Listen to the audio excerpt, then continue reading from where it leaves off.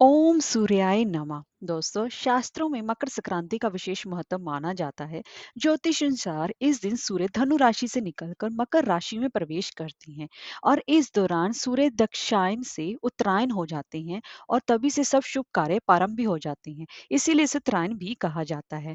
दोस्तों, इसी के साथ साथ मकर संक्रांति के इस त्योहार को गुजरात में उत्तरायण, पूर्वी उत्तर प्रदेश में खिचड़ी और दक्षिण भारत में इस दिन को पोंगल के रूप में मनाया जाता है। इस त्योहार का सबसे ज्यादा महत्व माना जाता है। तो दोस्तों, आज की हम इस वीडियो में बात करेंगे कि मकर संक्रांति के साल 2024 का उत्तरायण कब मनाया जाएगा, इसका पुण्य काल व महापुण्य काल का समय क्या रहेगा, इसकी पूजा विधि क्या रहेगी, इस दिन स्नान दान का शुभ मुहूर्त क्या रहेगा और इसका महत्व, और इसी के साथ साथ मकर संक्रांति का क्या अर्थ है। तो चलिए वीडियो शुरू करते हैं। दोस्तों, अगर आपको हमारी वीडियो अच्छी लगी हो तो लाइक, शेयर और सब्सक्राइब करना ना भूलें। तो दोस्तों, मकर संक्रांति साल 2024 में सबसे पहले तो सूर्य जब धनु राशि से मकर राशि में प्रवेश करते हैं उसको मकर संक्रांति के नाम से जाना जाता है। इस दिन सूर्य देव प्रांतः 15 जनवरी को सुबह 2:54 पर धनु राशि से निकलकर मकर राशि में प्रवेश करेंगे। तब मकर संक्रांति मनाई जाएगी। तब मकर संक्रांति का पुण्य काल रहेगा सुबह प्रांतः 7:15 से लेकर प्रांतः 9:06 तक। तो महापुण्य काल रहेगा जब आपको स्नान दान कर लेना चाहिए। और उसके बाद अगर आप इस समय ना कर सके तो इस महासंक्रांति का पुण्य काल सुबह 7:15 से लेकर शाम के 6:21 तक रहेगा। इस पूरे दिन आप कभी भी कर सकते हैं। तो 15 जनवरी को ही मकर संक्रांति मनाई जाएगी। आइए दोस्तों, अब हम जान लेते हैं कि मकर संक्रांति की पूजा विधि क्या रहेगी, इसका महत्व क्या रहेगा। सबसे पहले हम इसका स्नान दान का मुहूर्त जान लेते हैं, जो कि महापुण्य काल बन रहा है। तो दोस्तों, मकर संक्रांति के दिन शुभ मुहूर्त में स्नान और दान करने से पुण्य की प्राप्ति होती है। तो इस मकर संक्रांति के दिन आपको स्नान दान का सबसे शुभ मुहूर्त सुबह 7:15 से लेकर सुबह के 9 बजे तक आपको कर लेना चाहिए। और उसके बाद दोस्तों, इस दिन रवि योग भी बन रहा है और ये योग सुबह 7:15 से लेकर सुबह के ही 8:07 तक रहेगा।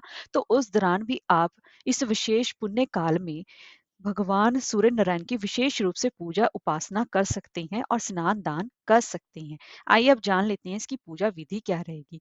तो दोस्तों, मकर संक्रांति के दिन सूर्य अपने पुत्र शनि की राशि मकर राशि में प्रवेश करते हैं। मान्यता है कि मकर संक्रांति के दिन पानी में काला तिल और गंगा जल मिलाकर स्नान करने से कुंडली के सभी ग्रह दोष दूर होते हैं। और मकर संक्रांति के दिन सूर्य उदय से पूर्व उठकर तिल मिले जल से स्नान करने और फिर सूर्य देव को विशेष रूप से अर्घ देना चाहिए और उनको ओम सूर्याय नमः मंत्र का जाप करते हुए अर्घ दे तो अति उत्तम रहेगा। और इस दिन सूर्य पूजा के बाद तिल, उड़द दाल, चावल, गुड़, वस्त्र और वह अन्न आदि का दान करना चाहिए और साथ ही भगवान को तिल व खिचड़ी का भी भोग लगाना चाहिए। इस दिन कई जगह पर पतंग उड़ाने का भी विधान है। अगर आपके यहाँ होता हो तो आप इस दिन पतंग भी उड़ा सकते हैं।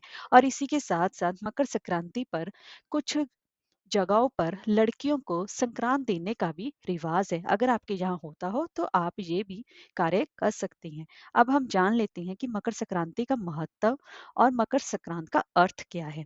तो सबसे पहले हम जान लेते हैं मकर संक्रांत का अर्थ क्या है। मकर शब्द मकर राशि के बारे में बताया जाता है और संक्रांति का मतलब प्रवेश करना होता है।